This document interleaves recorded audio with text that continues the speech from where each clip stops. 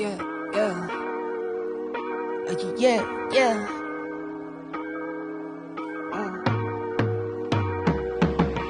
Never not, never under y'all, never ever, I'm forever on. Check my rep and all, check my repertoire, don't check me now. Unless it's checks involved, I've been feeling like I'm next to God.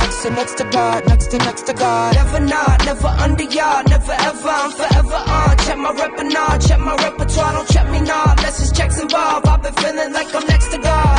Next to God, next to God. Never fold, never ever fold, never ever stone a rolling stone till I'm in rolling stone. Hey y'all, welcome to another episode of The Real Love in Basketball. I am your host, Lee Tao, and today I am solo as we got Daryl on production today. We have some special guests that are coming in to really talk about how they're making headway in our community. And in light of The Real Love in Basketball, I felt it was very important to emphasize and highlight the young women in our community who are the only Black female head coaches in our area. So, without further ado, take a look at what we talked about. It is in lieu of Black History Month. So with this today, we will start off with just a little bit of chitter chatter, see how everybody's doing. We would do some introductions and then we'll just get right into it, ladies, okay? We'll start with you. Okay, I'm Coach Burgess from Justice High School. This is my 29th year coaching and third year here in Northern Virginia. I'm Nikki Woody. I have been coaching 10 years. I'm at South County High School, and it is my third year as the head coach. Diane Lewis. I am at the head coach at Edison High School. This is my 21st year as the head coach and my 22nd year in the county. I'm Raven Short. I'm the head coach at Briarwoods in Ashburn. It's my 8th year coaching and my 5th year as head coach there. All right, and I'm India Thomas. I've been at Mount Vernon High School for 14 years. I've been in Fairfax County only. I've spent all my 14 years in Fairfax. You've been coaching at Mount Vernon for 14 years. 14 years. Shut up. 6-year head. Oh, okay. I was like, wait a minute, I was trying to add it all up. Wait. Like, I missed it. So, yeah, exactly.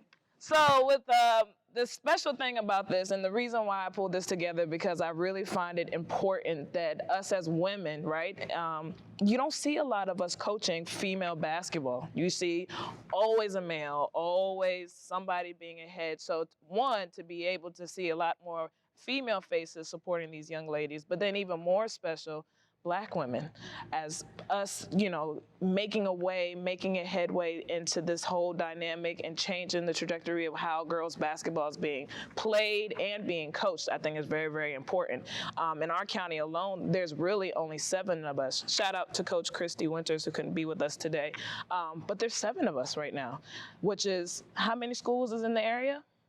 Like, a lot. So can we say shout out to the National District, because National District. Yeah. National District. Yeah.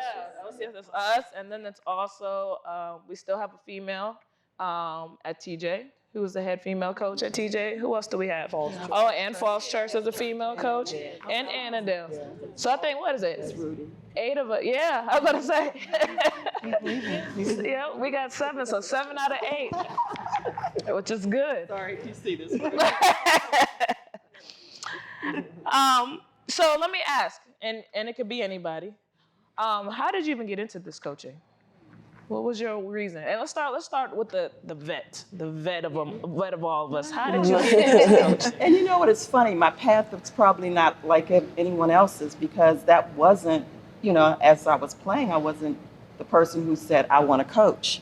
I was playing in an over 30 women's league, and my youngest used to come and watch me play all the time, and she'd be on the sidelines with the ball between her legs. So I knew she wanted to play. I knew that passion was building in her. And so I took her to the youth tryouts to sign her up, and they were like, we need coaches, And so I said, well, okay, I'll coach. And so I signed up to coach.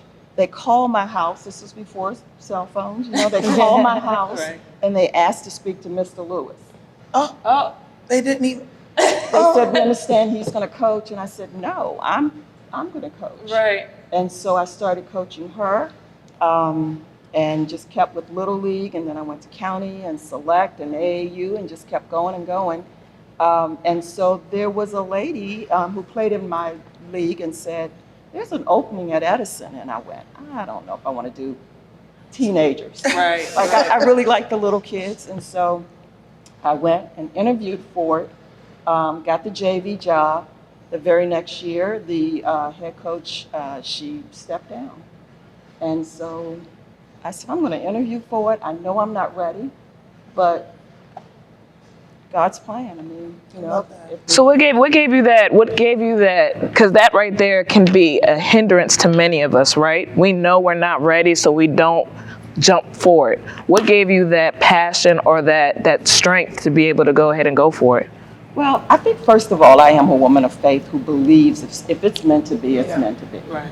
And so it's that. It's other people in my ear who are supporting me and saying, you can do this, you're ready for this. Yeah. And so, you know, I stepped out on faith. Anybody else want to tell this story? Well, you 29 years, right? Oh, yeah. So how did you get into this whole I thing? just love basketball. I think since 7th grade, I fell in love and just never stopped. So after I finished playing at Delaware State, I finished in December and I wanted to get in coaching. I didn't want to stop with basketball. Whatever it had to be, I wanted to be a part of it. And so I coached a JV team in the local area, which was at the time Middletown, Delaware, and just never stopped. So I've been in Virginia majority of the time coaching, and down in the 757 and 804, and then I'm here now. Okay. This is collegiate coaching, and so it's just, I call it a basketball love affair. Listen. That's what it is. We can't get it out of our system. Has everybody played before they coached? Everybody up here played? Do you feel as though it's like the passion behind playing is what led you really to getting into the coaching aspect of it? Yeah, hands down. Yeah. Why do you say that? Well, you know, I started playing in Northern Virginia. We moved here. I was a military child, right? And so I moved my sophomore year. I was coming to Hayfield, and I'd already heard that there were no spots available. And I was like, well, this will be fun. And I took a senior spot, and everybody hated me. Everybody hated me because I was new. And left Hayfield, went to college, didn't really like basketball anymore. Because at that point, I just didn't think I was a great player. I knew I loved the game, and also didn't want to give my college years to basketball. And I knew that. And so I decided to play intramural. And then I came home, my little brother was playing at Belvoir, and they didn't have a coach. And I was like, okay. So I started on the boys side, and I did boys side for 7 years. And when I left Fort Belvoir, I was the deputy commissioner because they play in the Youth County League. And I went into high school. I got hired under a coach as the JV coach. Wasn't really sure about it, walked away on the girls' side. Then I came to the boys' side. Again, you know, for me, boys taught me patience in the game because they don't listen. Girls is so easy. You sure? I'm sure. It's so much easier. Boys, they're worried about everything else, right? The girls that show up, unless they're having personal things, right? You go in and you teach them a play, they're going to try their best to execute that play. The boys, I got to get my 20, coach, right? Like, I need these 20 because my girl's over here in the stand. Right. No, we got it. It's a show for them. Right. But I loved everything about it. And then, you know, I'm a woman of faith. And so when the opening for South County came up, I applied. I did not get it. Oh, I was yes. devastated. Yes. And I actually considered walking away from coaching because I felt like the person that got it didn't deserve it. Well, then I got asked by Mike Robinson to be the JV coach at South County, which I was the first female to be a head JV coach. And so it kind of opened a barrier for me. My boys went undefeated. The county, like our district, actually figured out who I was. He walked away within a year. I didn't want to apply. I was told to apply. And then I got the position. So, I didn't get it the first time for a reason. And that reason was I needed to be humbled, honestly. Yeah. And to be shown a different path. Yeah. And really to learn the conference. I had really only been playing or coaching in, county. So it was interesting for me. But yeah, I guess playing, it made me say I love the game. And I've met lifelong friends. I mean, Absolutely. my coaching staff are teammates. Right. You know, the people that I'm really cool with 10, 15 years later are teammates, or we were opponents. And there's a life lesson, I think, in sports in Absolutely. general. Absolutely. And The I don't discipline. think I'd be the woman that I am today without basketball. Discipline behind it. How important do you think it is for us as women to be in this business, coaching wise, for basketball? And then to add the layer, us as Black females, what is your thoughts about that? I know for me, like getting into coaching, I wanted to be the person a lot of us growing up didn't have. You know, growing up in Loudoun County, you didn't see a lot of female coaches, let alone minority coaches. So I think, you know, now that I was able to graduate and come back, it's, you know, I've been able to see the difference in, you know, me and my staff and what we do versus when I was there, and what we went through, and hoping and wishing we had a role model, and wishing we had somebody to be able to talk to, or, you know, that figure that we strive to be. So, you know, I've been fortunate that in the county, I do get to see the role models, you know, a lot of you that are older, right, and that have been around and been successful. So I'm happy and I'm fortunate that I get to now try to be that role model for the girls and be what I didn't have when I was there. Right. What about you, Lindsay? Yeah, so, you know, I too grew up in Fairfax County. I actually graduated from Mount Vernon, so pretty cool. I had no desire to coach. I was on my way overseas to play after college. I graduated from Northeastern University, and I came home to watch a game. I missed the game so much. I came home, and Coach Terry Henderson, who's now the head boys coach at Edison, after the game, he said, "Hey, coach, you know, our JV coach is leaving. You interested in coaching?" And the reason why I didn't go overseas is because I ended up hurting my shoulder in a car accident. So that's why I was at home. And the following year, took the job and I coached JV for about 6 years. And then when Coach Courtney Kofer left, I applied and got the job. But growing up in Fairfax County, you know, I didn't really see a whole lot of female, definitely Black head coaches. Yeah. I knew Coach Lewis was at Edison, and we were in the same districts, so we saw her. But other than that, it was mostly male dominated. So I think now it's really cool to see, you know, young girls growing up. They see, you know, Black female coaches in the head leadership position, so they can aspire to be that one day. I have some of my kids talking about wanting to get into coaching now. Yeah. And I think it could be, I think a big reason for that is they just see it. They see it more now. So I think it's that. And then to Raven's point, I just think growing up, because I too grew up here in Fairfax County, but just the connections, right? So when I grew up, I went to a very affluent school that didn't have a lot of people that looked like me, period. And then my coaching staff didn't look like me at all, right? And there was really no connections at any level. So to see now us here as females and then as minorities, and then just hearing the conversations, and like you said, having young ladies come up to you now and being like, I want to coach, I want to train, I want to get into it.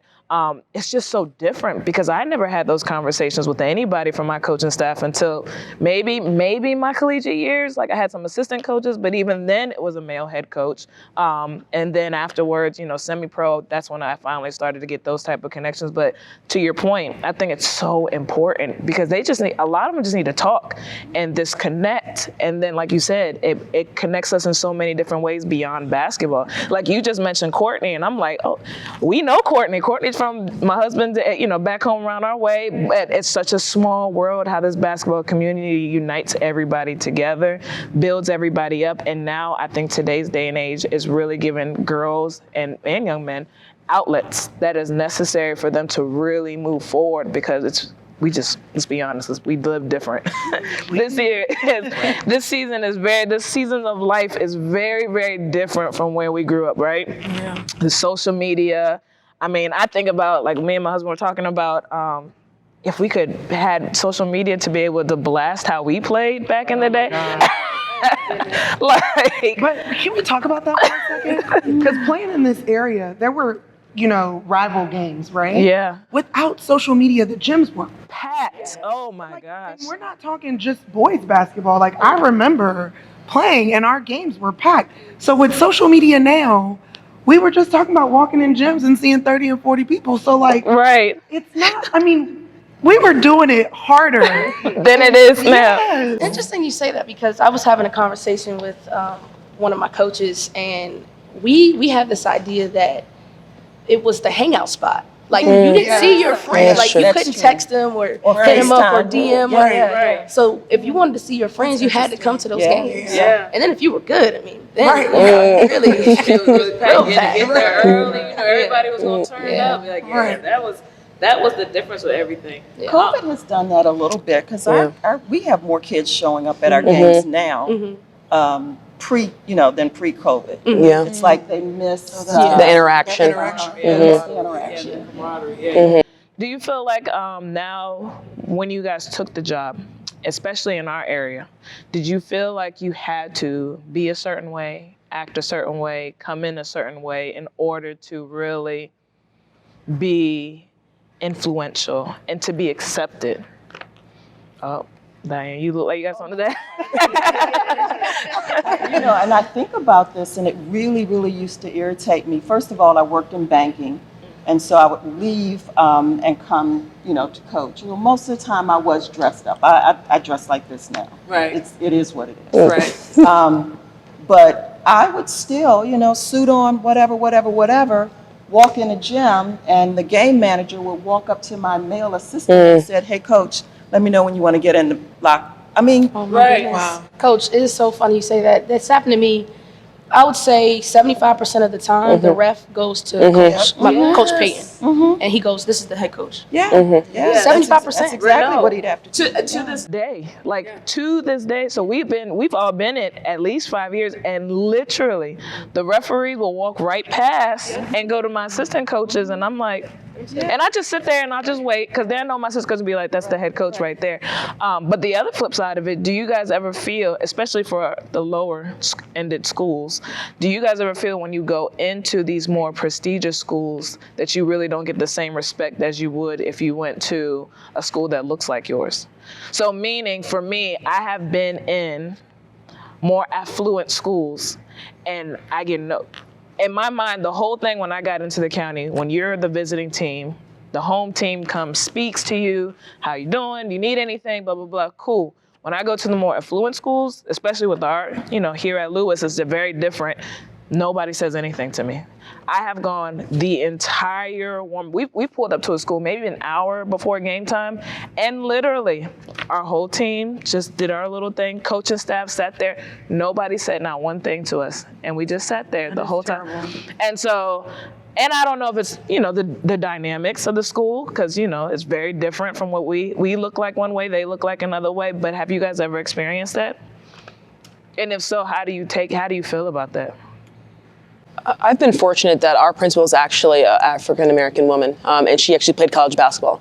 So, from the jump, I think it's that equality is there just because, she commands respect and she's always in the hallways. She's always, talking. And then our assistant principal played basketball, and his dad was the longtime AD at Woodbridge. So we have a very basketball sport heavy administration who are also minority, and we've got 3 women who are assistant principals. So we, for being an affluent school, we have a lot of diversity on the admin staff, which I think helps some of that culture, like when it trickles down to coaches and players. So I'm fortunate that we have that set up.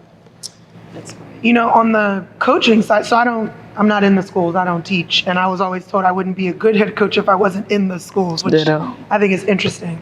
But I came from the boys' side, and so my first year, I was super nervous. I thought I was gonna have to change my aggression. I'm a pretty involved coach, if I can say so myself. I'm very animated. Right. When you're hype, I'm hype. When you get an and1, I'm up with you.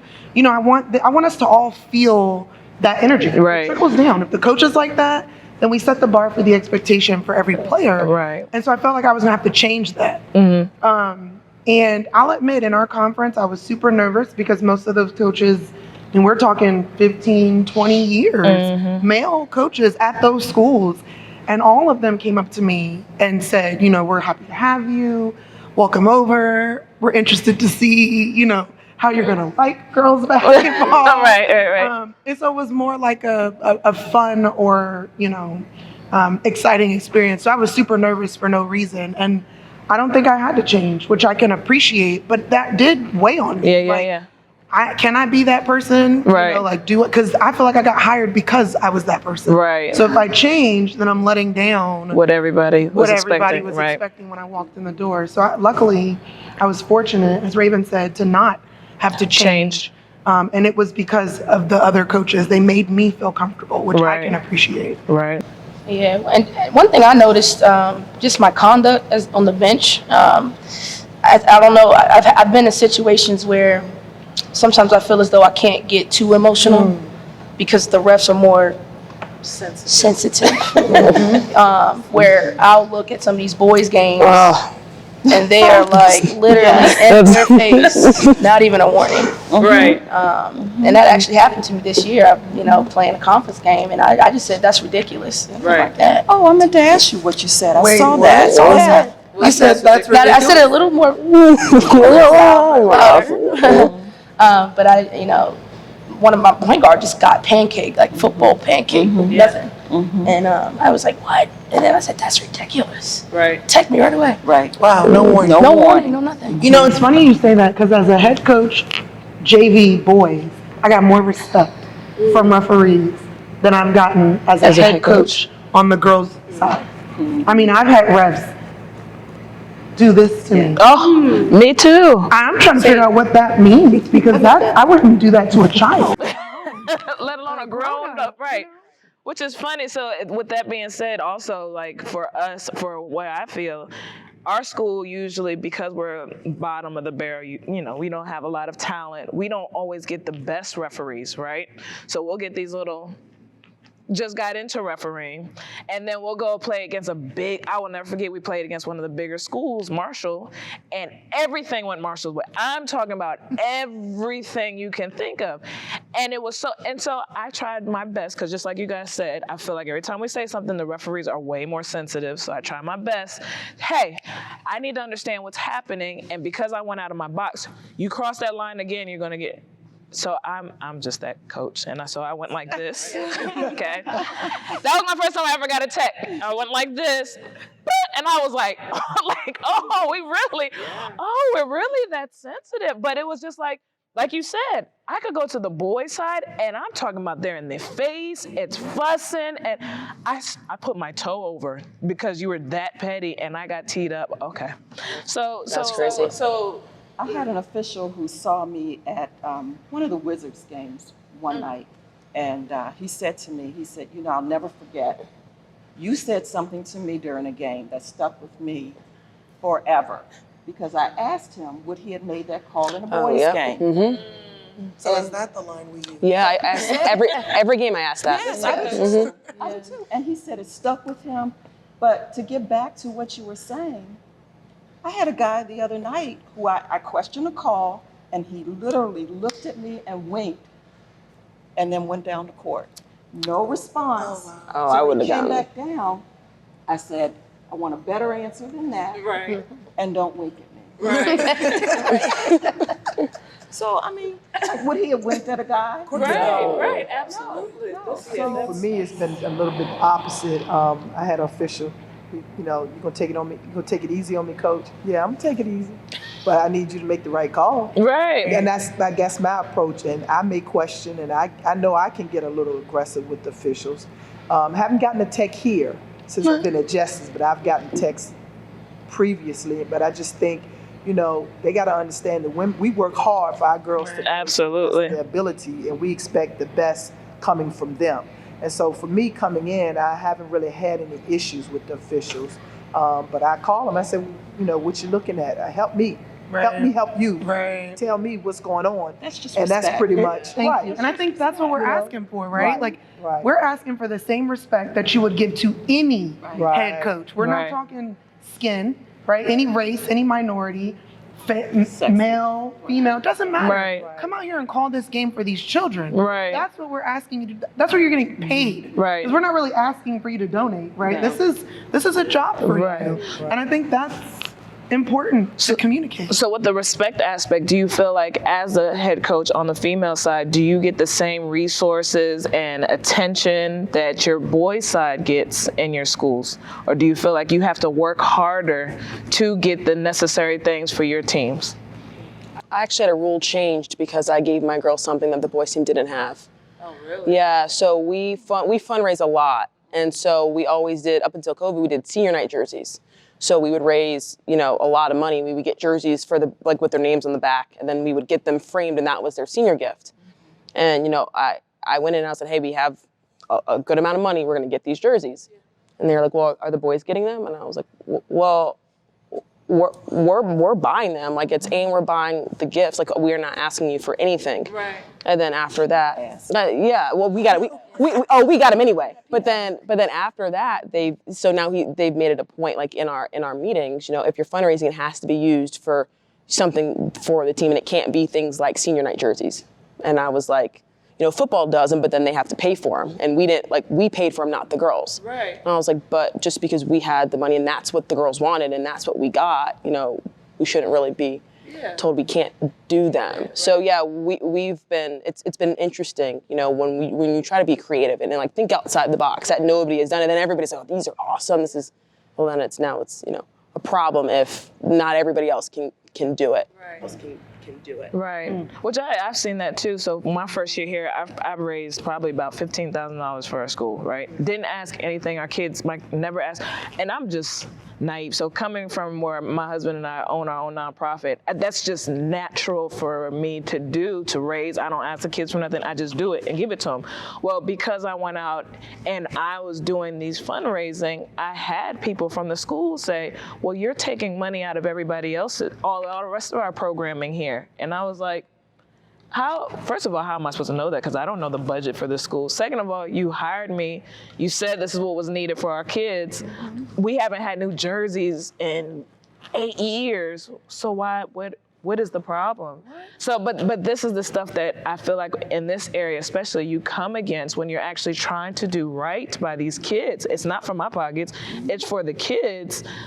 You still get questioned and you still have pushback. And it's like, how is it? So where do I go from here? How do I continue to have the inspiration to do stuff like this if I always know that something's gonna? I don't think they can say don't bring the equity thing, because when we went to States one year and we had a donor, an Edison alum donor, who came and said, Coach, anything you need, let me know.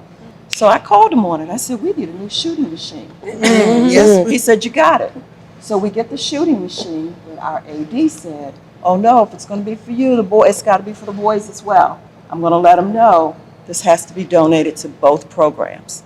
But I felt very strongly, if someone had donated that shooting machine to the boys, it wouldn't have been, oh no, it has to be. Right.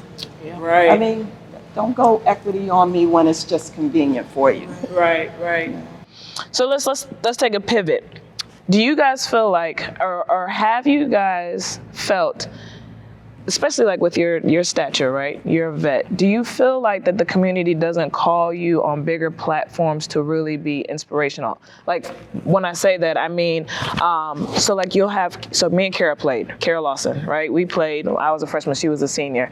And every time there's events that happens here, or anytime there's big community things, I feel like our area reaches out to those type of big D1 names and WNBA players instead of right here. Like, you have so much, accolades and stature. Why are we not calling you to be on the same platform to talk to the community and stuff?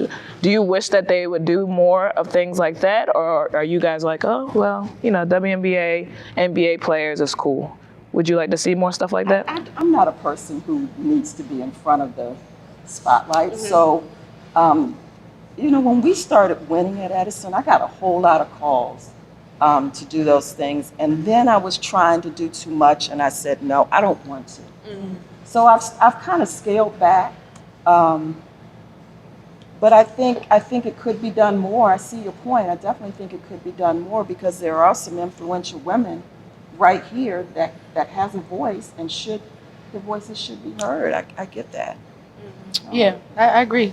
I'm the same way as Coach Luce. I mean, I'm not, I'm a little reserved, don't like the spotlight a whole lot. But I think there's a lot of information and knowledge that we could pass on to, other generations and fellow coaches and things like that.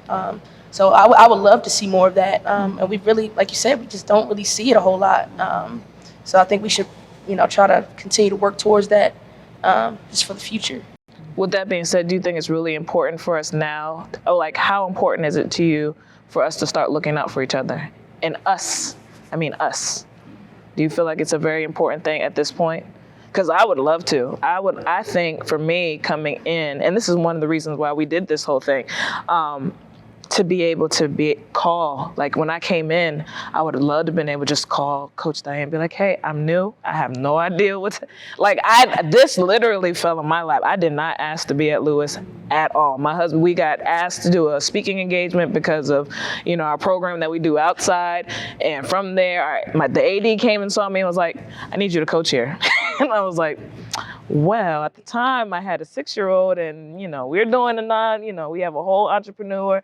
So when I said, I was like, I need like a week or two to think about it. And then she kept calling. She was like, I need you to be here. Like, you can do this. And my husband was like, why not? And I was like, all right. And when I got in, I was like, oh, snap. Yeah, this is a whole lot of stuff. And then playing against like my old coaches and stuff, and like learning that dynamic was so weird. So it would have been cool, to like be able to have those outlets and to be able to have those immediate connections with people to be like, hey, I get it. I got your back. Let me be a mentor. Let me be mentorship. You know what I mean? Stuff like that. So I think that I wish we could set up something for something like, for us. Right. We can. I think it just takes someone to do it. And what's funny is she says this, but like Lee walked up to me. I didn't know who this lady was. We had no idea who we were. We had heard of each other. And everybody who knew both of us was like, you guys really should connect. And I don't know, you called me or maybe at a game. She came up to me. I was like, I don't know who this lady is. Why is she here? And it was kind of like, listen, I think we should connect. A lot of people said we should. And it happened. Yeah. And they were right. I mean, it was perfect. So we can. And you've started this, right? So it takes 30 seconds after we get up from these chairs to say, all right, let's put a group meet together or let's put a group chat together. Because I agree. I mean, to have that, you just know you have support. Like, I might not play you, but you got my support. You on film, I got you. You need to bounce ideas, I got you. And it doesn't feel like I'm trying to steal something from you. And I think that's really it, right? So I'm glad you said that, because competition, when you don't know people, you don't know what their motives are. Right. And if you're not, if you can't get a read on them, you're going to be very reserved with that. So I'm so glad you said that, because I also feel that on the flip side, women are very territorial. And I feel like I've seen it, and if you know me, like Nikki knows, I'm probably too just talk and loving and caring, and Nick be like, reel it back in. But I'm like, yay, we're all friends, right? Because that's just my personality. I can be tough when I need to, but for the most part, I like people being together. I like chit-chatting it up, eating, going out, hanging out kind of stuff. But then I do feel like, like you said, once you get yours, it's mine and it's my territory, and I don't want to give anything to you because you might take it. Whereas if you have the faith, in my opinion, you would trust, what's for you, God's going to keep it for you, and we do need to share. So do you find when you came into this, have you found like honestly, some people being real like, I'm not connected, or, your name being put out there unnecessarily just because, the hate, there's always hate, especially with your platform, sure. You're being one of the best out here. Right. Next to her name in my phone Right. Like, we all aspire to be like you. So what do you feel like? How do you handle this? I've got this story, and this humbles me every single time. We were playing T.C. Williams, and I mean, this was a regional game. Nope, it wasn't a regional game. It was just a regular season game, because this was before you could host regional games. So it was at Edison. We had multiple D1 players playing in that game, including Tierra Ruffin-Pratt. So everybody and anybody, college coaches were coming up in that place that night, right? And we lost the game. And I was furious because I knew my kids had not played to their potential. And we blew it. And so I'm sitting in the office, and one of our APs comes and he says, hey, there's someone that wants to talk to you. And I said, nope, don't want to talk to anybody. I'm in my feelings. I'm just like, because I'm as competitive as they go. And so he said, no, you're going to want to talk to this person. And I walk out, and it's Vivian Stringer. Oh. And I'm sitting there, and I'm such a fan, and I'm like, and she touches me like this, and she says, hey, I know the game didn't go the way you wanted it. She said, but I admire the way you coach your girls, and I admire the way that you kept them engaged, and she just went on, and she just kept giving me all this positivity. And I was just sitting there like, wow. And she had her fur coat over her arm. Like, woman, you just don't know. You just don't know. I mean, and she did. She poured into me that night things that I kept thinking to myself, that's what God wants me to do. You got to pour into somebody else. You have to pour into somebody else. And so it was just such a great, her car, was out there waiting for her, but she took the time to come and talk to me. And, I said, my kids play so selfish. What do you do? She said, my kids play selfish at times too. It's just part of the game. And I knew it. She was just like, you'll be fine. Listen, that story is so amazing because I'm not going to lie to you. Me and you just had a conversation recently. So being at this school, it's probably, for me, coming from winning all the time, coming from collegiately, coming from just, this school has taken a toll on my life. However, I keep staying here every single year. My husband keeps looking at me like, what are you going to do? But Coach Lewis, we were talking, and she was just like, well, for one, let me tell you, the background is you ran into my father, and my father had called me and said, hey, I just talked to Coach Lewis, and she spoke nothing but good things. And at this point, I'm like, I hate it here. I'm done. This is stupid. Like, what? And she just was saying she keeps the fight. She keeps doing her thing. She's staying focused. And then when I talked to you that night at our game, and you said the same thing, and it was like, okay, even though I don't see what I want to see, it's the fact that I'm still in it, and it's the fact I'm still encouraging. And that was kind of all that I needed at that moment. You know what I mean? Now, of course, we always want to win, but it's bigger than basketball, right? So it's those moments, those conversations are needed. And for me, now I take that, and now that's my motivation to keep going because, all right, we might not be the best school ever, right? But at least I'll have somebody that I'm pouring into that will come home and say, Coach, we might not have one Coach Lee, but you did this for me, or you said this for me, just like you did for me. So Thank you for that conversation, because I surely was about to quit. But what is something, as we wrap up, what would be something from this conversation when people watch this? What do you want people to take away from this? I think you got to be dedicated to giving back to the young ladies. And sometimes it's not about the accolades. It's just about if you touch one person's life, then you've done. And I think just over the years for me, it hasn't always been wins, but when you have a player come back and say, you've changed my life because of basketball and because of you, A, B, C, and D, then you've done your job. And even in times like this and dealing with some of the athletes that we have to deal with, you're touching them even though you may not think you're touching them. Right. And we are struggling. But, at the end of the day, when the kids, even this year, say, Coach Burgess, we know you care. We know you want the best for us. That's all you can ask. Right, absolutely. Anybody else? I think the future's changing. I think, and I'm 29, so I have a lot to learn. But I think the wave is coming. I think to see more females, then more minorities, then more, Black females, the future in the climate's changing. So I think we just got to keep pushing that way. Anybody else? What else you got? Any other takeaways you want people to take from this, from watching this video? Yeah, the GOAT's not TB12, it's Coach Lewis. It's funny because I have if you count my daughter, 4 of my players who's on staff with me that's coaching with me, that play for me. To me, that's the biggest honor. The biggest honor.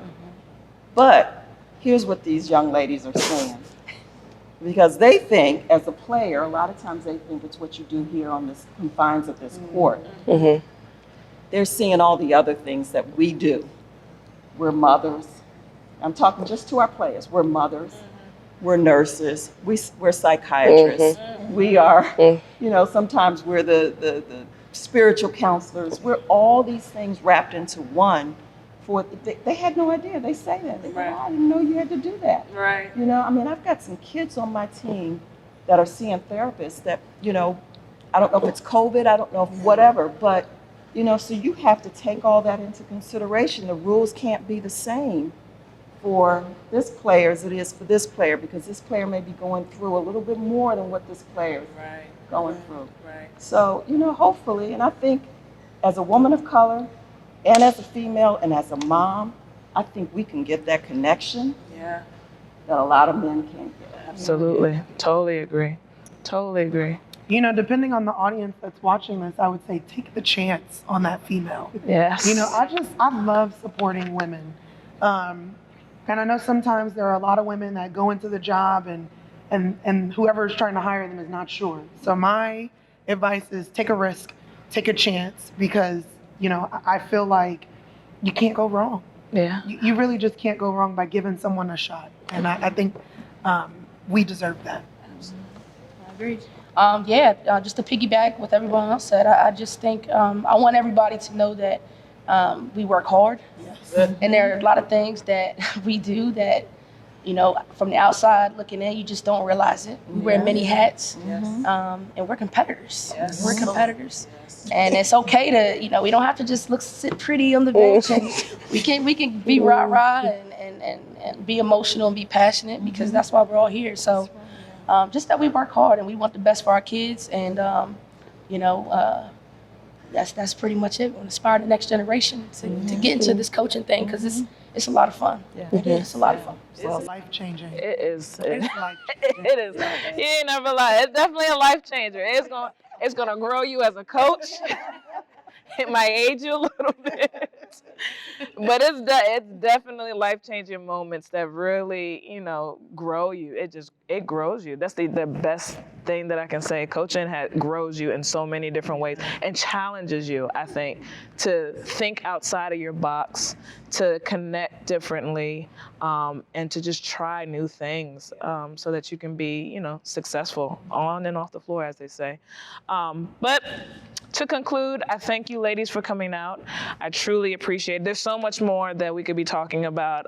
And for those who are watching, we will be doing a part 2 for private schools, because there is only a few private school Black women head coaches that we would like to touch on. But I thank you guys. I wish you all the rest of your season to be well, and there we go. I hope you guys have a great future in your coaching careers, and I hope we all stay connected and not. Yeah.